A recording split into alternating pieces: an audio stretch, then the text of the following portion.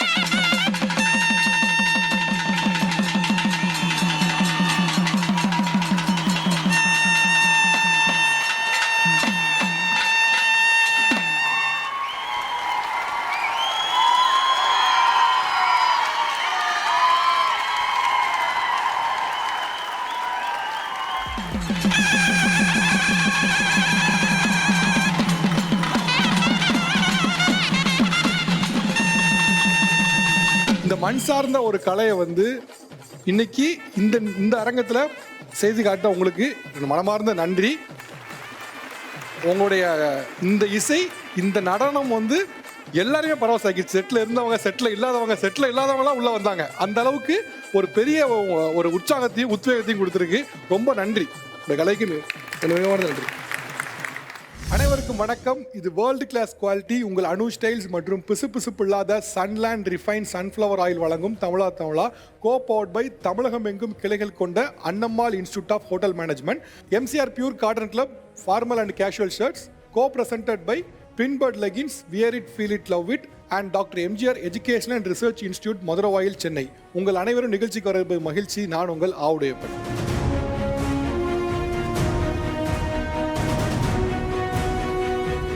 இந்த தமிழா already settle விழா கோலமாக தான் இருக்குது. ஸோ இந்த தமிழாவும் விழா சார்ந்து தான் பேச போகிறோம். திருவிழாக்கள் சார்ந்து பேச போகிறோம்.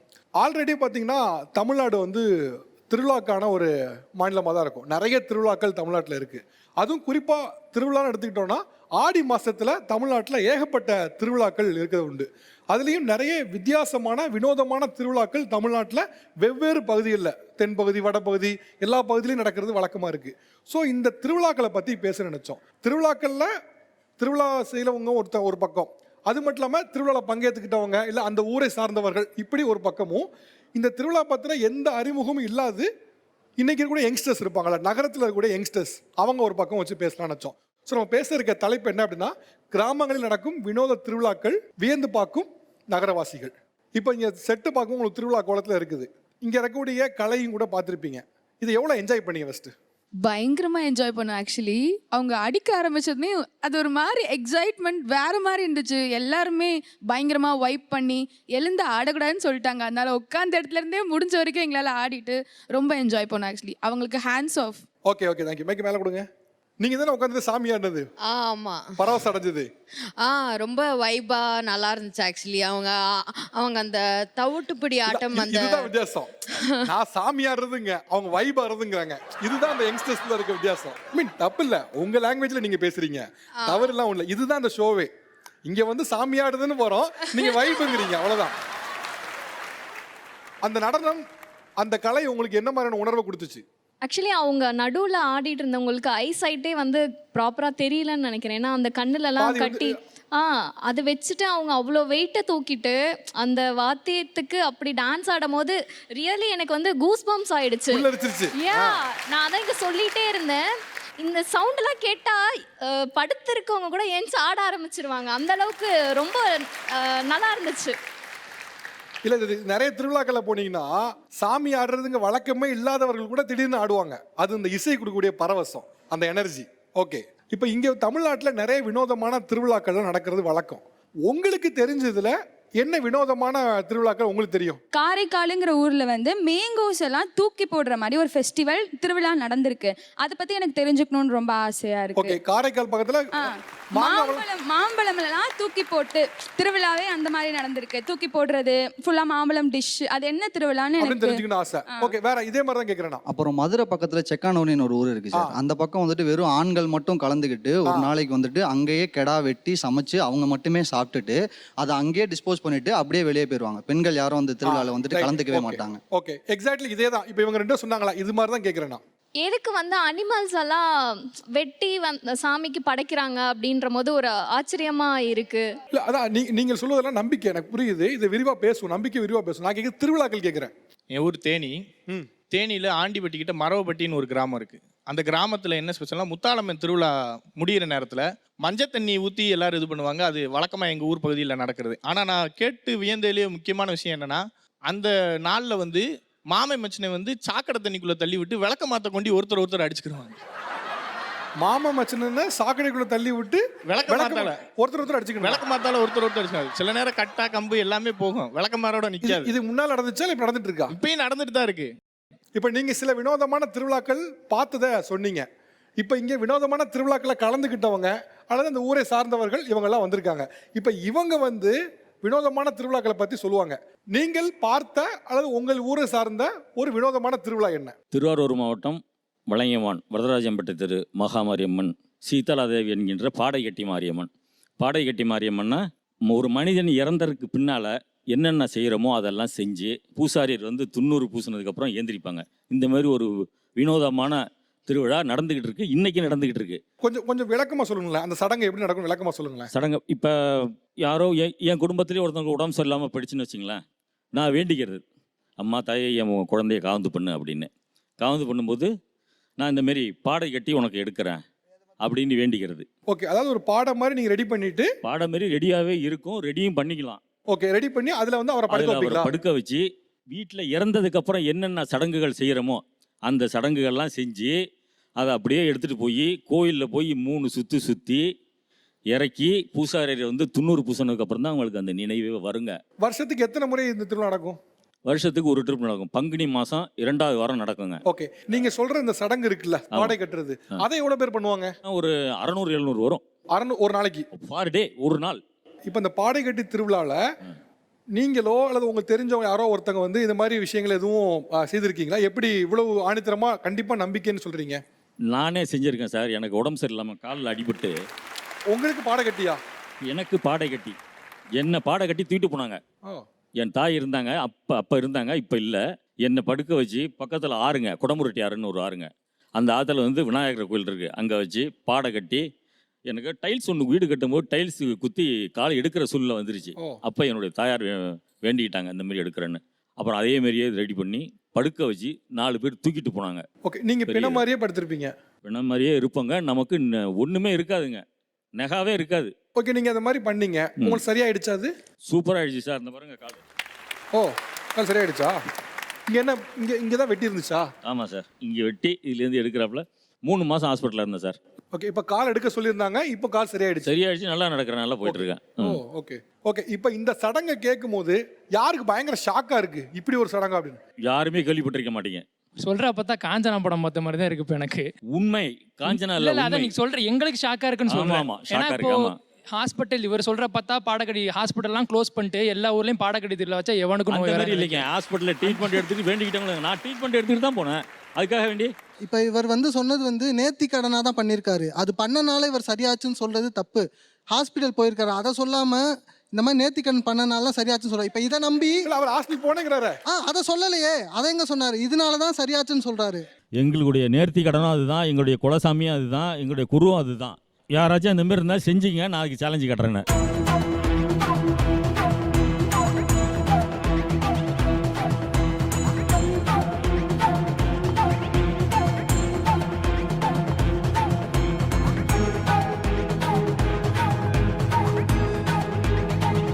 ஓகே, உங்கள் ஊர்ல நடக்கிற வினோதமான திருவிழாக்கள் என்ன?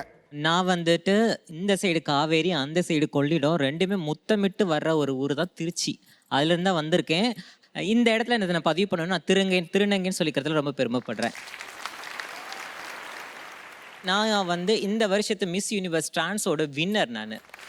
அந்த பாப்பா கேட்டாங்க, ப்ளூ கலர் பாப்பா கேட்டாங்க, ஏன் ஆடு மாடு கோழி எல்லாம் நீங்கள் பலி கொடுக்குறீங்க அப்படின்றாங்க. இறைவனுக்கு பலி கொடுக்குறதுல மனிதருக்கு பலி கொடுக்குறது அதிகம், புரியுதுங்களா?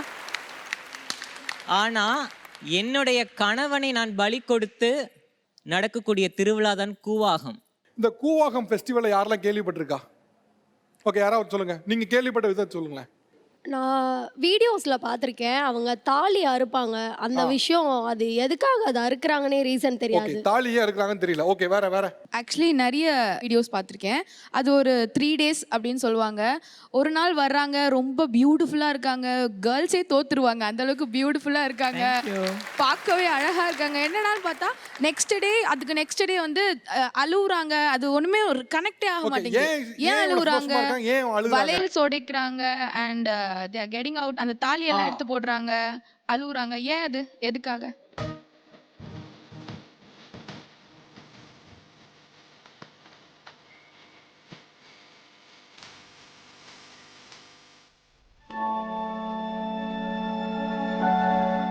கூவாகம் கூத்தாண்டவருக்கு செயல்படுற ஒரு விஷயம். பாண்டவர்களுக்கும் கௌரவர்களுக்கும் நடக்கிற மகாபாரத போர் நீங்கள் எல்லாம் கேள்விப்பட்டிருப்பீங்க. அந்த போருக்கு ஒருத்தரை பலி கொடுக்கணும். அந்த ஒருத்தர் 32 லட்சம் சர்வ சாமுத்திரிகா லட்சம் இருக்கணும். 32 லட்சம் இருக்கிற ஒரே ஒரு நபர் அப்படின்னு பார்த்தீங்கன்னா 3 பேர் இருக்காங்க. மகாவிஷ்ணு, அரவானுடைய தந்தை அர்ஜுனன், அரவான். ஆனால் அந்த போருக்கு மிக முக்கியமானவர் யாருன்னா கிருஷ்ணனும் அர்ஜுனனும் தான். ஆக அந்த போருக்கு பலி கொடுக்கக்கூடிய ஒரு செயல் யார் பண்ணுறாங்கன்னா அரவானை தேர்ந்தெடுக்கிறாங்க, அவரை பலி கொடுக்குறாங்க. ஒரு பலி கொடுக்கக்கூடிய ஒரு ஆணை எந்த பொண்ணும் கல்யாணம் பண்ணிக்க மாட்டாங்க. எந்த ஒரு அரசியும் பேரழகியும் முன்வரவில்லை. அப்போ மகாவிஷ்ணு மோகினி அவதாரம் எடுத்தாரு.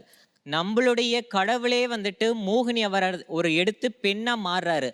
அதனால தான் நாங்கள் ஒரு ஆணா பிறந்து ஒரு உருவாலையும் ஒரு அணுக்களாலையும் மாற்றம் பெற்று பெண்ணா மாறுறதுனால தான் அங்கே நாங்கள் எங்கள் ஐயனை கணவனாக நினச்சி நாங்கள் தாலி கட்டிக்கிறோம். அவர் இறந்த அந்த ஒரு நாள் அவர் கூட மனைவியாக வாழ்கிறோம். அந்த மனைவி பேரழகியாக இருக்கணும். அதனால் எங்களை பேரழகியாக நாங்கள் அலங்காரம் பண்ணிக்கிறோம்.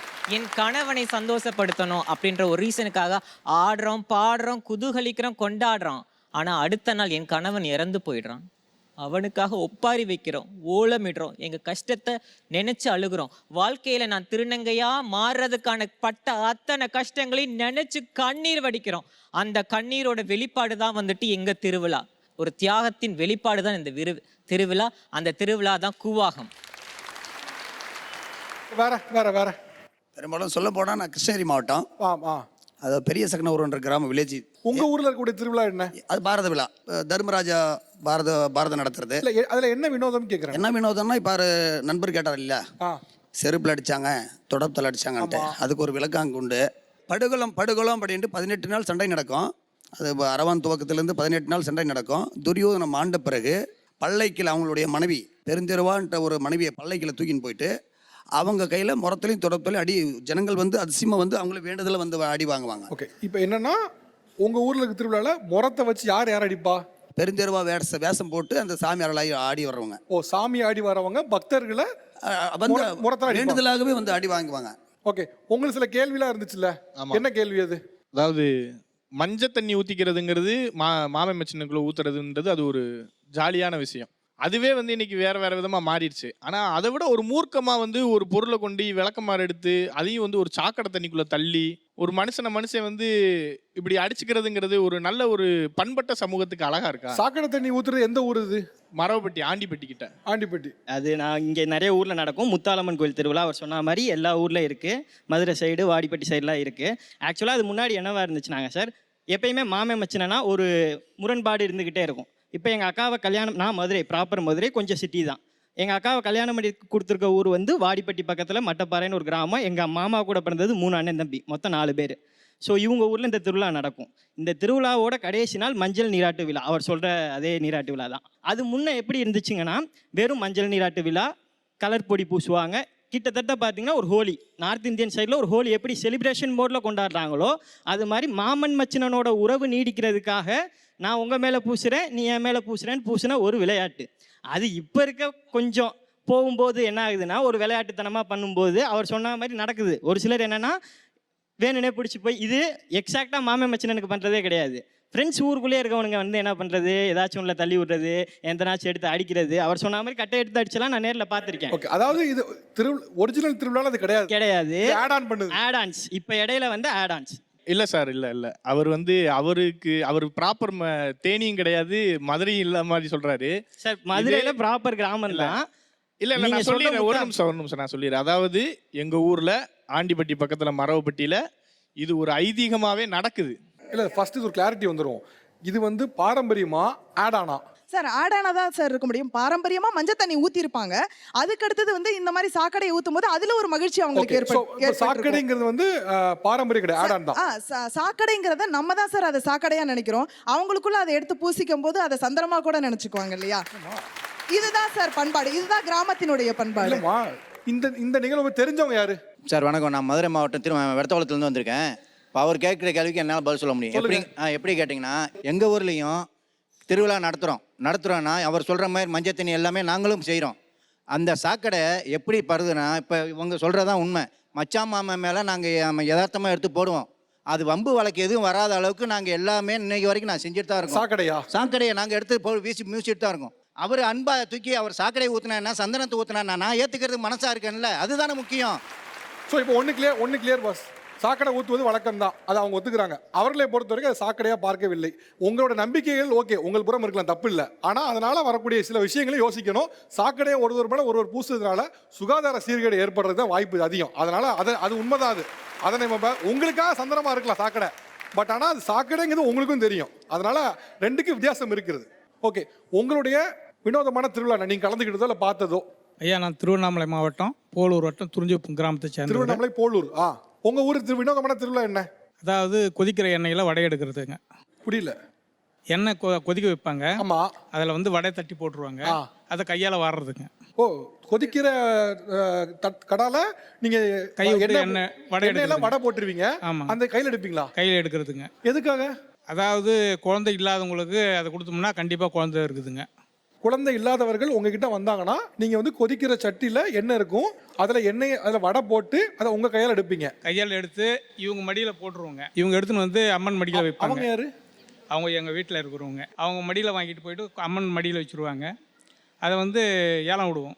7 வடை ஏலம் விடுவோம். ஓகே, ஆடி போகிறது. எத்தனை வடை போடுவீங்க? வடை நிறைய போடுவோங்க, ஆனால் 7 வடை மட்டும்தாங்க ஏலம் விடுவோம். 7 வடை எடுப்பீங்க, எடுத்து ஏலம் விடுவீங்களா? ஆமாங்க. ஏலம் விடுவோம்னா எப்படி போடுவீங்க? அதாவது ஒரு வடை வந்து 7000 போகும், 8000 போகும். 7000 8000 ஒரு வடையா? ஒரு வடை 14000 கூட போயிருக்குங்க. ஒரு வடையா? ஒரு வடைங்க. ஓகே, இது வந்து எத்தனை வருஷமா பண்றீங்க நீங்க? இது வந்து 32 வருஷமா பண்ணிட்டு. 32 வருஷமா. இது எந்த சாமிக்கு? ஏதாவது ஓம் சக்தி அம்மனுங்க. ஓகே, உங்க கை காட்டுங்க. கையெல்லாம் ஒன்றும் ஆகிறது இல்லைங்க. இந்த கையில தான் எடுக்கிறீங்களா? ஆமாங்க, 2 கையில். கை காட்டுங்க. நார்மலாக தான் இருக்குது. இப்போ இது யாருக்கா நம்புற மாதிரி இருக்கா? நம்புற மாதிரி இல்லை. அது பண்ண வீடியோ ஒன்று இருக்குது.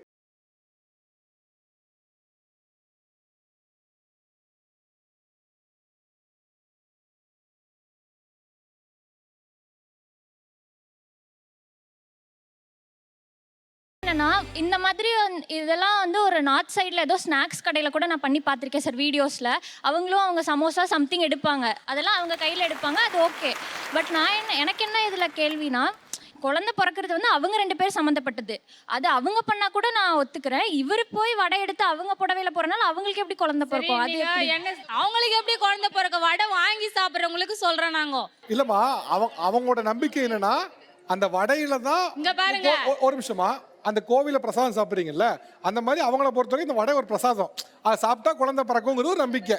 அது ஒத்துக்க முடியுமா சார்? இந்த ஆடி மாசம் நீங்க வடை வாங்கி சாப்பிட்டா அத்த ஆடி மாசம் குழந்தை எடை போட அந்த கோயிலுக்கு கூட்டின்னு வந்துக்கிறாங்க. அவங்க கல்யாணமே ஆகலமா, கல்யாணம் ஆன பிறகு வாங்க.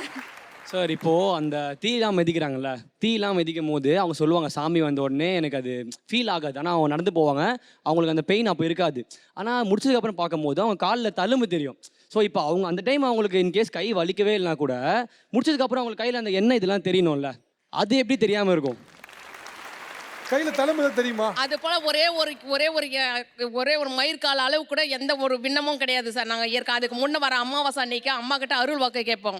அருள் வாக்கு கேட்டு அதுக்கப்புறம் ஒரே ஒரு மயிர்கால அளவு கூட எந்த ஒரு விண்ணம் இல்லாமல் நான் திருவிழா நடத்தி கொடுக்குறேன்னு சொல்லிட்டு அம்மா வந்து அருள் வாக்கு சொல்லும். அதுக்கப்புறமா தான் சார் இந்த திருவிழா நடக்கும். அது ஆக்சுவலா அப்புறம் நீங்க வந்து அம்மன் நம்பிக்கை அப்படின்னு சொல்றீங்க, அப்புறம் அது 7000 8000 விக்கிறீங்க. அது ஃப்ரீயாவே நம்பிக்கை இல்லாத எப்படிமா செய்வேன்? நம்பிக்கை அம்மனோட நம்பிக்கை கொடுக்கலாமே. இத வந்து ஒரு நம்பிக்கையா நீங்க ஒருத்தவங்களுக்காக நல்லது பண்ணணும் அப்படின்னு சொல்லி நீங்க உங்களை தன்னையே வருத்திக்கிட்டு ஒரு விஷயத்த பண்றீங்க. அங்க டிமாண்ட் இருக்கு, எனக்கு அருள் வேணும் அப்படின்னு சொல்லி முதல்ல யாரு கிரியேட் பண்றா? இல்ல நான் அந்த இதுல நானும் வந்து பால் கொடை எடுத்து நானும் வடை வாங்கி சாப்பிட்டே ஒரு இதுனா, இப்போ என்ன மாதிரி ஒரு 10 பேர் இருப்பாங்க. எனக்கு வந்து முதல் வடைன்றது வந்து எனக்கு முதல்ல அருள் கிடைக்கணும்னு எல்லாருக்குமே ஒரு ஆசை இருக்கும் இல்லையா? எனக்கு ஆசை இருக்குது, நான் போயிட்டு முதல்ல கேட்குறேன், எனக்கு வந்து நான் கோயிலுக்கு தரேன், நான் கோயிலோட வளர்ச்சிக்கு தரேன், நான் வந்து அது வந்து நான் வியாபாரமாக பார்க்கல, கோயிலோட வளர்ச்சிக்கு யூஸ் பண்ணட்டும் அந்த காசை. நீங்கள் இவங்க குடும்பத்தை சார்ந்தவங்க இல்லை? ஓகே, நீங்க இவங்கட்ட வடை வாங்கி சாப்பிடுங்க. வடை வாங்கி சாப்பிடுறோம், பால் கொடை எடுக்கிறோம், ரெகுலரா பால் கொடை எடுக்கிறோம். நீங்க வடை வாங்கி சாப்பிட்டு குழந்தை பிறந்துருச்சு உங்களுக்கு? ஆமா கண்டிப்பா 3 வருஷம் குழந்தை இல்லைன்னு சொல்லிட்டேன். நான் நம்பிக்கையா நான் நம்புறேன் சார், நான் போறேன். நீங்க கடவுள் அருளாட வடை எடுத்து கொடுக்குறீங்க, குழந்தை பிறக்குன்னு சொல்றீங்க. அவங்க கேட்குறது என்னன்னா, இப்போ 7 வடை இருக்கு, 7 விடுறீங்க, பணம் அதிகமா இருக்கு வந்து 7 வடையை வாங்கிப்பான். பணம் இல்லாத யாராவது ஒருத்தங்க இருப்பாங்க, குழந்தை பிறக்கலன்னு. இப்போ அவங்க எப்படி இந்த வடையை சாப்பிடுவாங்க? அவங்களுக்கு நீங்க என்ன பண்றீங்கன்னு கேட்குறாங்க. ஐயா இப்போ இத்தனை பேர் இருக்காங்கன்னா இத்தனை பேருக்கு முதல் வடை கொடுக்க முடியுங்களா? கொடுக்க முடியாது. எனக்கு வேணும்னு எல்லாமே கேட்பாங்க. அவங்க நான் 10,000 தரேன், நான் 5,000 தரேன் அப்படின்ட்டு கேட்குறாங்க. அவங்களுக்காக கொடுத்துட்றோம். அந்த 7 வடை ஏலம் போக மீதி இருக்கிற வடையை காசே இல்லாத எல்லாருக்குமே ஃப்ரீயாக கொடுக்குறோம். ஓகே, உங்களுடைய வினோதமான திருவிழா நீங்கள் கலந்துக்கிட்டதோ இல்லை பார்த்ததோ? பல்வேறு மாவட்டங்களில் மக்கள் வாழ்ந்துட்டு வராங்க. அது அவங்களுடைய பாரம்பரிய திருவிழான்னு சொல்ல பார்த்தோம்னாக்கா தலையில் தேங்காய் உடைக்கிறது. தலையில் தேங்காய் உடைக்கிறது. அது ஒரு தேங்காய் 2 தேங்காய் உடைக்க மாட்டாங்க. மினிமம் 10 இருந்து 100 வரைக்கும் உடைச்சுக்குவாங்க. ஒரே ஆழ்த்தல்ல 10-20 தேங்காய் உடைப்பாங்க. ஒரே தலையிலேயே 100 தேங்காய் கூட உடைச்சு. 100 தேங்காவா? ஆமாம். எப்படி 100 தேங்காய் ஒரு தள்ள அடிக்க முடியும் சார்? ஒரு மண்டலம் விரதம் இருந்து ஒரு வாரமாக வந்து அந்த சாமியுடைய நாங்கள் எங்கள் குலதெய்வத்துடைய சாமியுடைய மண்ணை எடுத்துகிட்டு வந்து அதை எந்த இடத்துல நாங்கள் வந்து அந்த சுவாமியை உட்கார வைக்கிறோமோ அந்த இடத்துல வச்சு அதில் ஒரு வீட்டுக்கு 2 பேர் மாதிரி அதில் தேர்ந்தெடுத்துக்கிட்டு வந்து இதில் உடைச்சிக்குவாங்க. இப்போ இவங்க 100 தேங்காய் வந்து மண்டையில் உடைக்க முடியுங்க. யாரால இமேஜின் பண்ண பார்க்க முடியுதா? ஒரு 100 தேங்காய் ஒருத்தரோட மண்டையில் 48 பொய் மாதிரி தான் இருக்கு எனக்கு பார்க்க. இன்னொரு பொய் மாதிரி தான் இருக்கு. இன்னொரு விஷயம் என்னன்னா, இந்த 100 தேங்காய் உடைக்கிறத நார்மலாக சம்பிரதாயமாக நம்பிக்கையாக வச்சுருந்தா கூட பரவாயில்ல, அதை திருவிழாவில் கொண்டு வரப்ப அது எப்படி ஆகணும், குளோரிஃபிகேஷன் பண்ணி இதை எல்லாரும் நம்ப ஆரம்பிச்சிடறாங்கன்னு அவர் சொல்கிறாருல்ல. தன்னைத்தானே வருத்திக்கிற ஒரு கொண்டாட்டத்தை எப்படி இவங்க அதை அதுக்குள்ள கொண்டு வராங்கன்னு எனக்கு புரிஞ்சுக்க முடியல. நீங்க முதல்ல பொய்ன்னு சொன்னீங்க. நான் ஒரு வீடியோ பார்த்ததில்ல, பட் டீமுக்கு அவர் வீடியோஸ் அனுப்பிச்சிருக்காப்ல. அதுல வந்து உண்மையில ஒரு தள்ள தேங்காய் உடைக்கிறாங்களா உடைச்ச வீடியோவை டீமுக்கு அனுப்பிச்சிருக்கேன். நானும் பார்க்கல, பட் டீமுக்கு அனுப்பிச்சிருக்காப்ல. அதுதான் நான் கேட்கிறேன், அது எப்படி அவங்களால மட்டும் முடியுதுன்னு கேட்கிறேன். அதுதான் அவங்களுடைய அதுதான் எங்க ஐதீகம். அவனோட ஐதீகம். இதை எப்படி நீங்க திருவிழால கொண்டு வந்தீங்கன்னு 15 வயதுல இருந்தே அதுக்கு தயாராயிடுறோம். நாங்க உடலினை உறுதி செய்யன்னு சொல்லிட்டு ஒரு இது இருக்கு. அது எங்க குலவழக்கப்படி அது நடந்துட்டு இருக்கு. அப்ப தலையில உடைக்கல, கையில தான் நீங்க அதை உடைக்கிறீங்க, தலையில வச்சு. கையில எடுத்து தலையில எப்படி உடைப்பாங்க? அப்ப நீங்க கையால அதை உடைக்கிறீங்களா, தலையில பட்டு உடையதான் நான் கேக்குறேன். 100 தேங்காய் உடைக்கிறதுல ஏதோ டெக்னிக் இருக்குமோ அப்படின்னு கேட்க. அதாவது மண்டல ஒருத்தர் அடிச்சா உடையாது சார். இப்ப கையை வச்சு உடைக்கும் போது அது டெக்னிக் வச்சிருக்கீங்க சார். இப்போ இளைஞர்களுக்கு நான் சொல்றது என்னன்னா, போட்டு பாருங்க, நிறைய செய்திகள் வந்திருக்கு. அவங்க எப்படி உடைக்கிறாங்கன்றதை நீங்களே பார்த்துக்கலாம். இப்படிதான் உடைப்பாங்க. இப்படி தான் உடைப்பாங்க.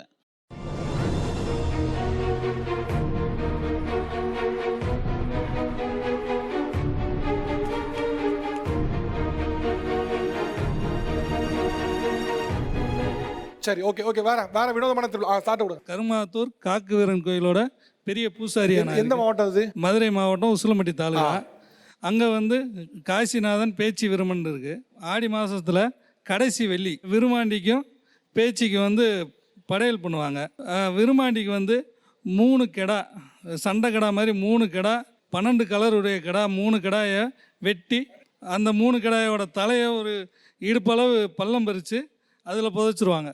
பேச்சியம்மன் படையல்ன்றது வந்து செவலை ஆடு, இந்த சிவப்பு கலரில் இருக்க செம்மறி ஆடு, அதை அறுத்து இது பண்ணி அந்த கறியெல்லாம் இது பண்ணி சமையல் சாப்பாடுல பிணைஞ்சு பகல் 12 மணிக்கு உச்சி பூசை மேலே சூற விடுவாங்க. அது கீழே வராது. இது ஏன் இன்னைக்கு வரைக்கும் நடக்குது, அடுத்த மாதம் நடக்குது. இப்போ இவர் சொல்கிறத பார்க்கும் உங்களுக்கு எப்படி இருக்குது? சாப்பாடை வந்து கறியை எடுத்து மேலே தூக்கி போட்டால் அந்த சாப்பாடு கீழே வராது, இது எங்களோட நம்பிக்கை. ஐ திங்க் மேஜிக் தான் நினைக்கிறேன் அது. ஓ, மேஜிக் நினைக்கிறீங்க? கண்டி அது எப்படி சார் ராக்கெட்டே போனால் கூட வெடிச்சு கீழே வந்துடுது. மேலே போன சாப்பாடு எங்கே சார் போச்சு? வரல. அதான் ஏன் வரல? அடுத்த மாதம் திருவிழா நடக்கும். தம்பி வாங்க, பஸ் செலவு நானே போட்டு உங்களை கூட்டு போகிறேன், வந்து பாருங்கள். சார் வள்ளல் அதியமானாண்ட தருமபுரி மாவட்டத்திலேருந்து வந்திருக்கேன் நான். தருமபுரி மாவட்டம். ஓகே, உங்கள் ஊர் வினோத திருவிழா என்னது? இங்கே தருமபுரியில் பார்த்தீங்கன்னா குமாரசாமிப்பேட்டை தைப்பூச திருவிழா வந்து சிறப்பாக நடக்குங்க சார். முதல்ல 7 நாள் நடக்கும் இந்த திருவிழா. 7 நாளில் வந்து 3 நாள் வந்து தேர் இழுப்பாங்க. அதில் 2 நாள் வந்து பொதுமக்கள் எல்லாருமே சேர்ந்து இழுப்பாங்க. 3வது நாள் மகாரதம்னு சொல்லக்கூடிய அந்த பெரிய தேர் வந்து நாங்கள் பெண்கள் மட்டுமே வடம் பிடிச்சி இழுப்போம். எல்லா ஊர்லேயும் ஆண்கள் பெண்கள் சேர்ந்து எடுக்கிற இடத்துல இங்கே பெண்கள் மட்டுமே இழுப்போம். ஆமாம், பெண்கள் மட்டுமே நாங்கள் வடம் பிடிச்சி அந்த தேர் இழுப்போம். இது வந்து பெண்களுக்கு முக்கியத்துவம் கொடுத்து இந்த தேர் வந்து இழுக்கிறோம் சார்.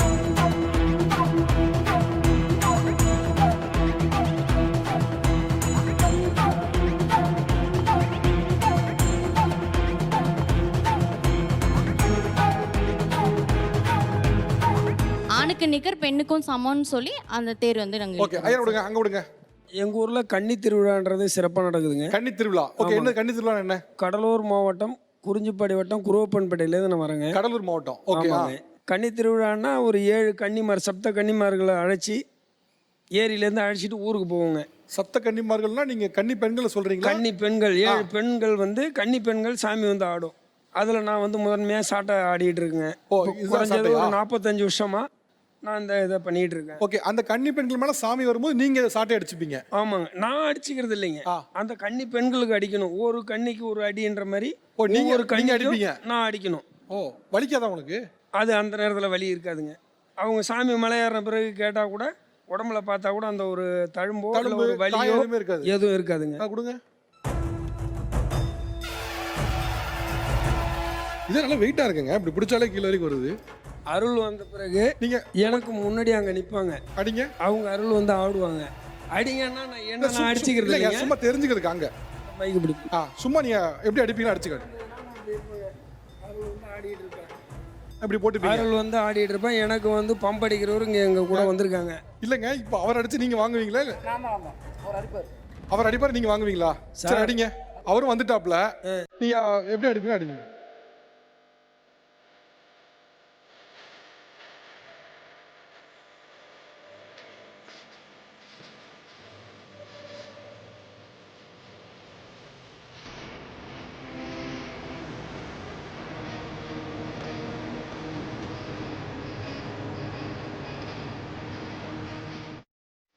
நிலையில இருந்து செய்கிறேன். அருள் வந்து உள்ள இந்த நிலை யார் என்னன்னு எனக்கு தெரியாது.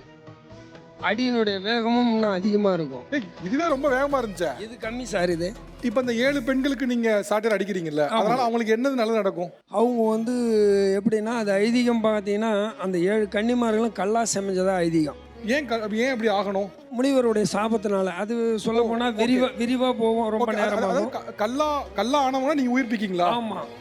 முருகப்பெருமானுடைய கையில் உள்ள வேலு, அந்த வெற்றிவேல் வந்து வீர சாட்டையாக மாறி சாட்டை. ஆமாம், இந்த சாட்டை வந்து அந்த கல் மேலே படக்குள்ள அந்த கல் வந்து பெண்ணா மாறி. அதுதான் ஐதீகம். சாபத்தில் இருக்கவங்க விமோசனம் கொடுக்குறோம். விமோசனம், சாம விமோசனம் கொடுக்குறோம். ஓகே. யாருப்பா இங்கே அடி வாங்க இருக்கா? சார், இந்த பொண்ணு அடி வாங்கியிருக்காங்களா? வீட்டில் அடி வாங்கினலாம் கேட்கல. நானும் கடலூர்ல ஊர்லேருந்து தான் சார் வரேன். நானும் ஒரு தேர்ட் ஸ்டாண்டர்ட் படிக்கும் போதே என்னை இட்டு போயிட்டு அதில் கண்ணியில் ஜாயின் பண்ணி விட்டுட்டாங்க. வருஷம் அடிப்பாங்க, ஆனால் வலிலாம் தெரியாது.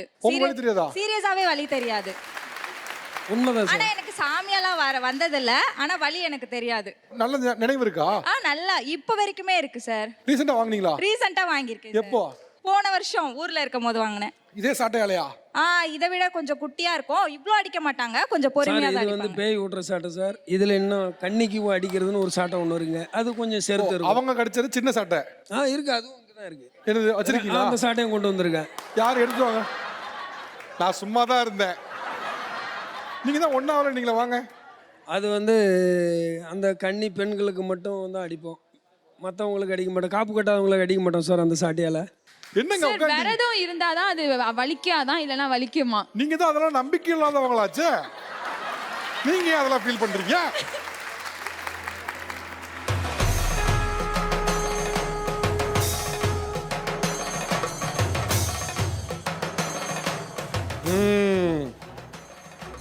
உங்க ஹைட்டுக்கு இருக்கு.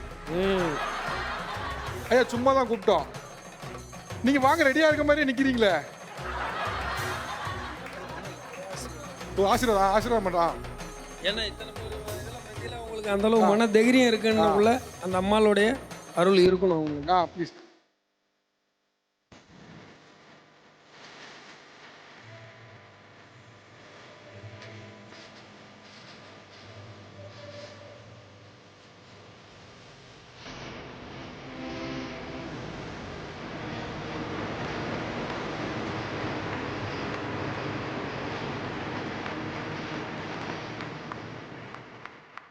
ஓகே, வினோதமான திருவிழா உங்க ஊர்ல பார்த்தா வினோதமான திருவிழா என்ன? காரைக்கால்லேருந்து வருகிறேன். இப்போ மாங்கனி திருவிழா அந்த நம்ம அவங்க கேட்டாங்க, மாங்கனி திருவிழா, மாங்கனியை வீசுகிறாங்க இறக்கிறாங்க, அதை பற்றி திருவிழா கேட்டாங்க. இது என்னன்னு சொன்னால், காரைக்கால் அம்மையாரோடைய வாழ்க்கை வரலாற்றை நினைவுகூறும் வகையில் வருஷம் இந்த காரைக்காலில் இந்த திருவிழா நடக்குது. அது ஷார்ட்டாக சொல்லணும்னு சொன்னோம்னா, காரைக்கால் அம்மையாருங்கிறவங்க கிபி 5ஆம் நூற்றாண்டில் காரைக்காலில் பிறக்கிறாங்க, காரைக்காலில் வளர்கிறாங்க. நாகப்பட்டினத்தில் ஒரு வணிக குலத்தில் மேரேஜ் பண்ணி காரைக்கால்லே செட்டில் ஆகிடுறாங்க. அப்படி இருக்கும்போது அவங்க தீவிர சிவபக்தை. அவங்க சிவனை வந்து டெய்லி வழிபடுறது, சிவனடியாருக்கு வந்து அது பண்ணிகிட்டு இருக்காங்க. ஒரு நாள் அவர் வந்து கணவர் வந்து கடைக்கு வந்து ஒருத்தர் 2 மாங்கனியை கொண்டாந்து கொடுக்குறார். கொடுத்தோன்னா அவர் கணவர் வந்து வீட்டுக்கு கொடுத்து அனுப்பிடுறாங்க 2 மாங்கனியை. இவங்க என்ன பண்ணுறாங்கன்னா, காலை சாப்பாடு மதியான சாப்பாட்டுக்கு இடையில நேரத்தில் ஒரு சிவனடியார் வந்துடுறார். சிவனடியாரை பார்த்தா வயது முதிர்ந்த கோலம், தீவிர பசியில் இருக்காருன்னு தெரியுது. இவங்களுக்கு வந்து உடனே இவங்களுக்கு என்ன பண்ணுறதுன்னு தெரியல. அவங்க பார்த்தா அடுப்பில் சாதம் மட்டும்தான் சமைச்சிருக்காங்க. சாதம் சமைச்சதை வச்சு ஏதாவது நம்ம இதுக்கு மேலே காலம் தாழ்த்தக்கூடாதுன்னு சொல்லிட்டு சமைச்ச சாதத்தை மட்டும் வச்சுட்டு, தயிர் இருக்குது, தயிர் போட்டுட்டு, அவங்களுக்கு கறி எதுவும் வைக்கிறதுக்கு ஒன்றும் இல்லைன்னு சொல்லிட்டு என்ன செய்கிறாங்கன்னா, 2 மாங்கனியில் ஒரு மாங்கனியை வச்சு சாப்பாடு போட்டுறாங்க.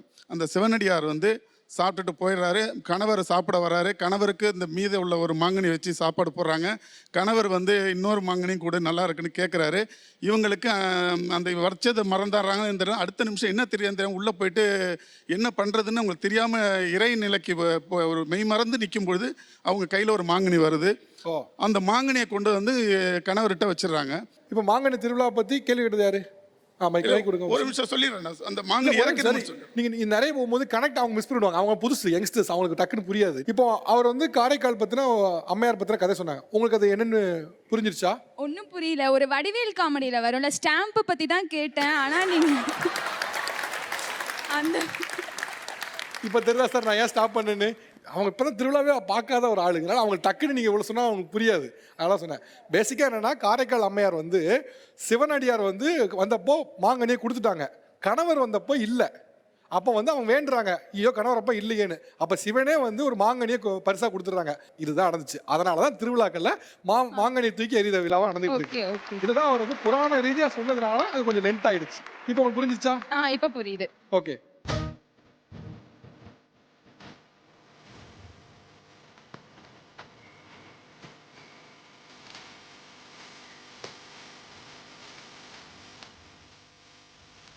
யார் சொல்றதா இருந்தாலும் கொஞ்சம் ரத்னம் சுருக்கமா சொல்லுங்க. ஏன்னா இப்ப சொன்னீங்கன்னா இப்ப ஸ்டாம்புக்கு எதுவும் கலாய்ப்பாங்க எடுத்தவங்க. ஏன்னா ஜென்சி ஜென்ரேஷன் அப்படிதான் இருப்பாங்க. ராமநாதபுரம் மாவட்டம் காளி கருப்பு சுவாமி ஆலயம் வச்சு வணங்குறோம். ஆடி அமாவாசை பெரும்பாலும் வருஷம் ஆடி அமாவாசை என்று கன்னிமார்களை அழைப்போம். கன்னி பெண்களை அதாவது அவங்களுக்கு திருமண தடை நீங்க, செய்வினை குளறல் நீங்க, ஒரு 21 பெண்களை கூப்பிட்டு வழிபாடு நடத்துவோம். சுடலை மாடனுக்கு மெயினாக 21 வந்தி வைப்போம். 7 சூழி, 7 கடா, 7 பன்னி எல்லாத்தையுமே நம்ம காளியம்மாளுக்கு முன்னாடி படையல் போட்டு நாங்கள் அந்த மாதிரி ஒரு பூஜை ஆடி அமாவாசைக்கு மட்டும்தான் நடத்துவோம். மற்ற எந்த நாளைக்கு பண்ண மாட்டோம். அதை ஓகே, ஆடி அமாவாசைன்ற மட்டும் அன்றைக்கி அந்த பூஜை இரவு நடக்கும். பண்ணால் அந்த பெண்ணுக்கு வந்து கல்யாணத்தடை நீங்கும். அதே போல் பெல்லி சூனியா ஏவல் எது இருந்தாலும் அவங்களுடைய தடையை நீக்கி கொடுத்துருவோம். இந்த நிகழ்வை இன்னும் சிறப்பாக கொண்டு போகிறதுக்காக 2 சிறப்பு விருந்தினர்கள் வந்திருக்காங்க. ஒருவர் எளிய பின்னணிலேருந்து வந்து இன்னைக்கு வந்து மக்கள் பாடலாக இருக்கக்கூடிய திரு வேல்முருகன் அவர்கள். அதே போல் இன்னொரு விருந்தினரும் வந்து பாடலாசிரியர் திரு மணிமாறன் அவர்கள். ஸோ எல்லாருக்குமே தெரிஞ்சிருக்கும் கஞ்சாப்பூ கண்ணழகி பாட்டு விருமன் படத்துலேருந்து எழுதினவர் சார் தான். ஸோ ஃபஸ்ட்டு வேல்முருகன் சார், உங்கள்கிட்ட பேர்லாம் பார்க்குறேன். இப்போ திருவிழாக்களில் நடந்த மிக முக்கியமான விஷயங்கள்லாம் பேசுகிறேன், வினோதமான திருவிழாக்களில் உங்களுடைய திருவிழா அனுபவம் இல்லை நீங்கள் பார்த்த ஒரு வினோதமான ஒரு திருவிழா, தமிழ்நாட்டில் இப்படி வினோதமான ஒரு திருவிழா ஒன்று இருக்குது, அது என்னை பெரிதும் ஈர்த்தது அப்படின்னா என்ன சொல்லுவீங்க? திருவிழாவுக்கும் எனக்கும் பெரிய என்னுடைய பிறப்பே ஒரு பெரிய கனெக்டிவிட்டி இருக்குது. ஏன்னா நான் வந்து விருதாச்சலம் பக்கத்தில் முதனை சொல்லி கிராமம், அங்கே வந்து தைப்பூச திருவிழா வந்து நடக்கும். இப்போ அந்த தைப்பூச திருவிழாவில் கிட்டத்தட்ட ஒரு 60-70 கிராமங்கள் சுற்றி அவங்க அந்த மாட்டு வண்டியெல்லாம் வந்து அந்த திருவிழாவில் வந்து கலந்துக்குவாங்க. அப்போ வந்து எங்கள் குலதெய்வம் அதாவது செம்பையனார் கோயிலினுடைய அங்கே தைப்பூச விழா நடக்கும். அந்த தைப்பூசத்தில் வேலை வந்து குளிப்பாட்டுவாங்க. அப்படி குளிப்பாட்டி அந்த வேலை தான் கொண்டு போயிட்டு சாமிக்கு வச்சு அதுக்கப்புறம் தான் எல்லோரும் பூஜை பண்ணுவாங்க. அந்த மாதிரி சூழ்நிலையில் அந்த வேலை குளிப்பாட்டும் பொழுது மேலே கிரட பகவான் காட்சி அளிக்கும் பொழுது அன்னைக்கு 1980 நான் பிறந்தேன். அதாவது தைப்பூசத்தில் தான் நான் பிறந்ததே. ஆமாம். அதனால் என்னவோ தெரில, இந்த பிறந்த செய்தியை வந்து அப்பா வந்து தவில் கலைஞர், தவில் வாசிப்பார், பறையெல்லாம் வாசிப்பாங்க. அப்போ என்னன்னாக்க இவருக்கு செய்தி போகணும். அப்போ அங்கே அது திருவிழாவில் மைக்கு வச்சுருப்பாங்க. இப்போ குழந்தையெல்லாம் பத்திரமா வச்சுக்கங்க, அந்த நகைப்பையெல்லாம் பத்திரமா வச்சுக்கங்க அப்படின்னு சொல்லி அந்த சொல்கிறதுனால இப்போ இந்த குழந்தை பிறந்ததை தெரியப்படுத்தணும். அதனால் மைக்கில் போயிட்டு இந்த மாதிரி முதனை கிராமத்தில் வடக்கு தேர்வில் தனசேகரன் மகன் இந்த மாதிரி ஒரு தனசேகரனுக்கு ஒரு ஆண் குழந்தை பிறந்திருக்கு அப்படின்னு சொன்னோடனே அவர் இங்கே கோயிலில் வந்து தவில் வாசிக்கிற கலைஞர் அப்படின்னு சொல்லிட்டு உடனே அப்பா அந்த மைக்கில் கேட்டுட்டு வந்துட்டு ஆமாம் அங்கே கோயிலில் வாசிக்கிறார். அப்போ இந்த மாதிரி எங்கள் வீட்டில் தான் அவங்க கன்சீவாக இருந்தாங்க, அதனால் ரொம்ப சந்தோஷம் அப்படின்னு சொல்லிட்டு வந்து விபூதி ஏற்று வந்து அன்னைக்கே பிறந்த அன்னைக்கே வேல்முருகன் அப்படின்னு சொல்லி பேர் வச்சாங்க. உங்கள் அப்பாவுக்கு குழந்தை பிறந்ததே வந்து திருவிழாவில் தான் தெரியும். திருவிழாவில் தான் தெரியும். அதுவும் அந்த மைக்கில் சொன்ன பிறகு ஒருவேளை என்னவோ தெரியல, அதனால் அந்த மைக்கை பிடிச்சி இன்றைக்கி என் வாழ்க்கை ஓடுதா என்னன்னு தெரியல. அதே மாதிரி எந்த பேர் வேல்முருகன் பேர் வச்சாங்களோ அதே பேரினுடைய படம் தான் நான் முதல் பாடலாம். சுப்பிரமணியபுரம். சரிதான், படம் பேர் சுப்பிரமணியபுரம்னு வரும். அதுலேயும் பாடினது என்னன்னா திருவிழாவில் பிறந்தனால என்னவோ தெரியல, திருவிழா பாட்டு தான். கல்லு மலை மேலே கல்லுருட்டி அந்த கல்லுக்கும் வடம் போட்டு மதுரை கோபுரம் தெரிய கட்டி நம்ம மன்னவர் வாரத பாருங்கடி மதுரை குலுங்க குலுங்க நீ நையாண்டி பாட்டு பாடு புடுதி பறக்க பறக்க நீ போடாத ஆட்டம் போடு இந்த மண்ணு மணக்குற மல்லிகை பூ நம்ம மனச எடுத்து சொல்லும் வந்து நின்று ரசிக்கிற ஊரு சனம் பா தமிழாவில் பேசி செல்லும் வந்தார வாழ வச்ச ஊரு புயல் வந்தாலும் அசையாது பாரு எங்க தென்னாட்டு சிங்க வந்து முன்னேற்றி கொண்டு வந்த பொன்னான கதை உண்டு கேளு அண்ணே பொன்னான கதை உண்டு கேளு ஊரு மகிழ்ந்திடணும் நாடு செழித்திடணும் சாமியை கும்பிட்டுக்க பூமி விளையும் அப்போ ஊரு மகிழ்ந்திடணும் நாடு செழித்திடணும் சாமியை கும்பிட்டுக்க பூமி விளையும் அப்போ கோயில் குழந்தா ஊருக்கு அழகு கோயில் இல்லா ஊர விளக்கு. இந்த அற்புதமான அந்த ஒரு வரியிலே இருக்கு. எப்படின்னா கோயில் குளம் தான் ஊருக்கு அழகு, கோயில் இல்லைன்னா அந்த ஊரிலே வாழாத அப்படின்னு அந்த வரியை அழகாக கவிஞர் யுகபாரதி அண்ணன் எழுதின அந்த பாடல் ஜேம்ஸ் வசந்தன் சார் இசையில், சசிகுமார் சார் இயக்கத்தில் முதல் பாடல் 2008 அந்த பாடம் வந்து அந்த பாடலை ஏன் குரலில் பாடுறதுக்கு அந்த திருவிழா பாடல். அதுவும் எனக்கு என்ன பெரிய சந்தோஷம்னா, கோயிலுக்காகவும் பாடியாச்சு, இளைஞர்களுடைய சேட்டைக்காக ஒரு பாட்டு பாடினேன். அதுதான் நாடோடிகளில் சிங்காரி நாத்தனா சிங்கிள் டீ ஆத்துனா கோடு போட்ட காசுல எனக்கு ஊத்துனா, தஞ்சாவூர் கச்சேரி தப்பாட்ட ஒய்யாரி கல்யாணம் பண்ணிக்கன்னு காத கில்லுனா, பாம்பு பிடிக்க மகடிதான் பொண்ணை பிடிக்க கபடிதான், ஆகாய மேல பாருவான வேடிக்கை அப்பனோட பொண்ணு வந்தா கண்ணை மூடிக்க, ஊரோரம் கல்லு கடை ஓடோடி வா பங்காளி ஒன்னா சேர்ந்து பந்தாடலாம், சித்தப்பாம் பாக்கெட்டுல சில்லறைய எடுத்து நாட்டாம திண்ணையில சீட்டாடலாம், ஓடு ஆடுங்கடா மச்சான் ஆடுங்கடா அழகான பொண்ண பார்த்து தேடுங்கடா, பாடுங்கடா மச்சான் பாடுங்கடா பாவாட பின்னால ஓடுங்கடா, குத்த வச்ச பொண்ணுங்கெல்லாம் அத்தை பொண்ணுதான், மத்த பொண்ணுங்கெல்லாம் எங்க மாமன் பொண்ணுதான், கை தட்டி கூப்பிடுதே 2 கண்ணுதான்.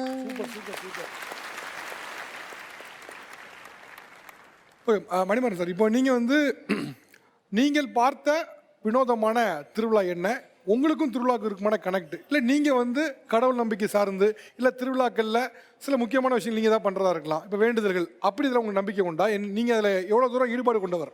அதாவது கடவுள் நம்பிக்கை அப்படிங்கிறது இருக்குது, அதுலேயும் குலதெய்வ வழிபாடு அப்படிங்கிறது எனக்கு ரொம்ப ரொம்ப நம்பிக்கையை கொடுக்குது. ஏன்னா நான் குலதெய்வ வழிபாடு அப்படின்றது வந்து ரொம்ப பெருசாலாம் இருக்காது, சாதாரணமாக இருக்கும். நான் என்ன பண்ணிட்டேன்னா, ஒரு தடவை நம்ம கிராமத்தில் சாதாரணமாக திருவிழா எப்பயும் வருஷம் இந்த மாசி கலரி நடக்கும். நான் என்ன பண்ணேன்னா, வினோதமாக சரி விரதம் இருந்து நடந்து வருவோம் அப்படின்னு சொல்லிட்டு நான் என்ன பண்ணிட்டேன், ஒரு 40 நாள் விரதம் இருந்து அங்கேருந்து நடந்து வந்து ஊருக்கு கொஞ்சம் லேட்டாக வந்துட்டேன்.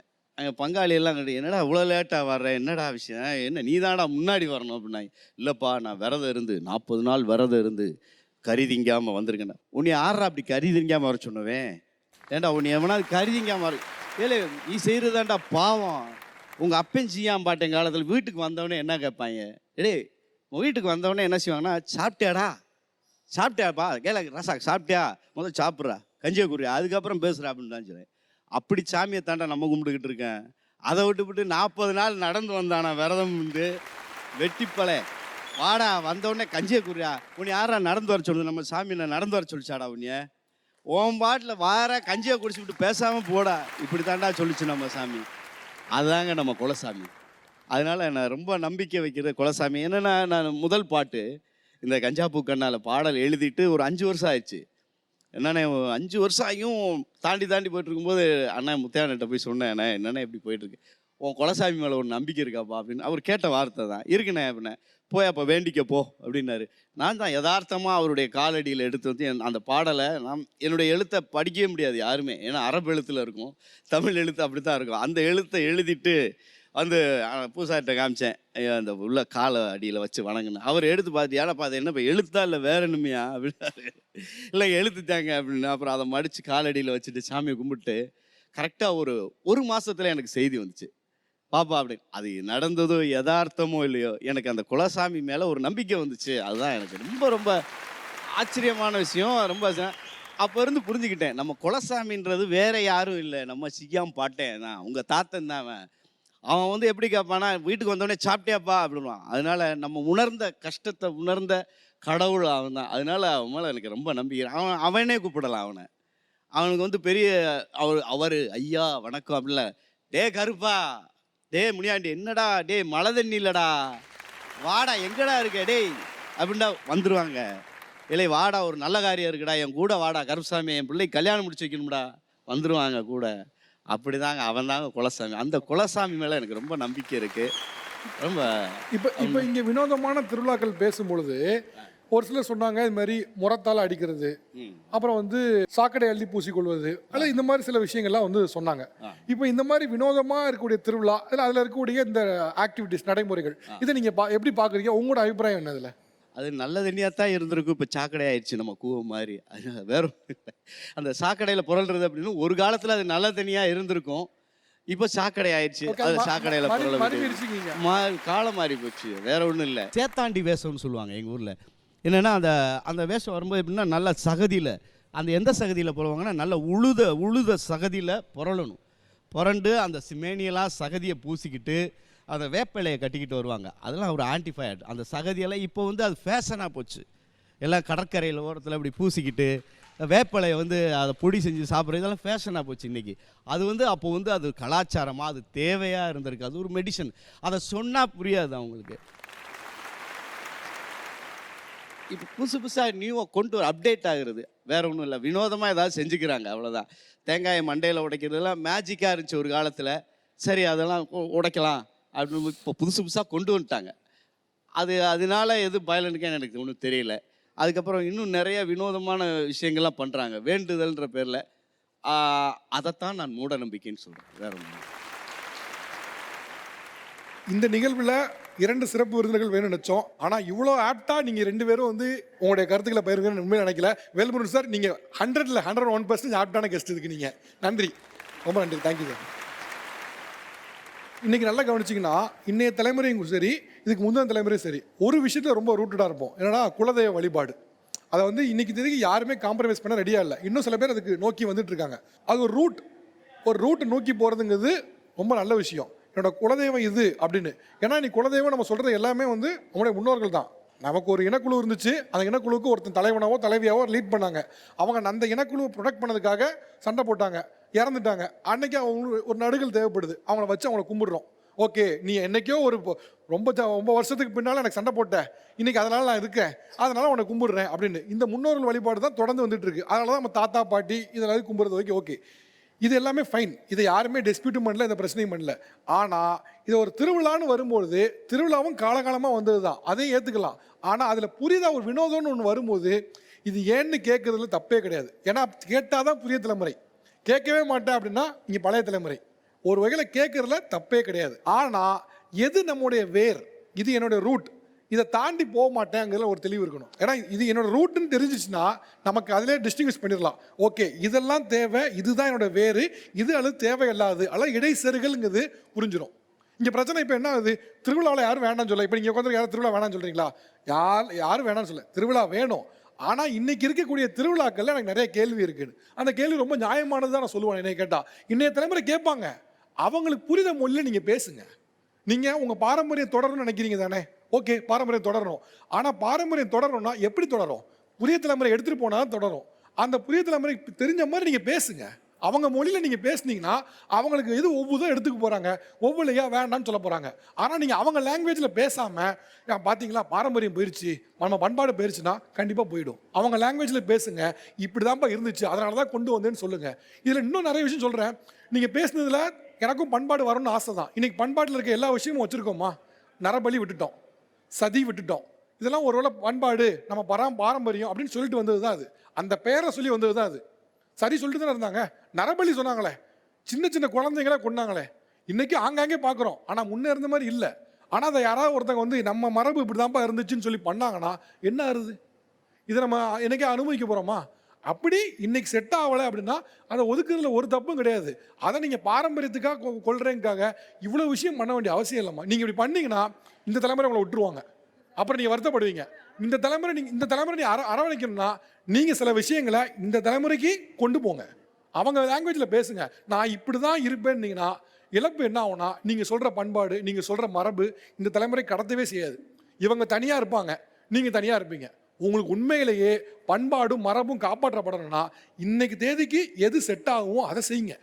என்னோட மரபு என்னோட இதுன்னு சொல்லி சில விஷயங்களை பண்ணாதீங்க. உதாரணத்துக்கு சாக்கடை பூசுவதெல்லாம் ஒரு நாளுமே ஏற்றுக்க முடியாது. இன்னைக்கு சாக்கடையை பூசினீங்கன்னா 1000 பிரச்சனை வரும்.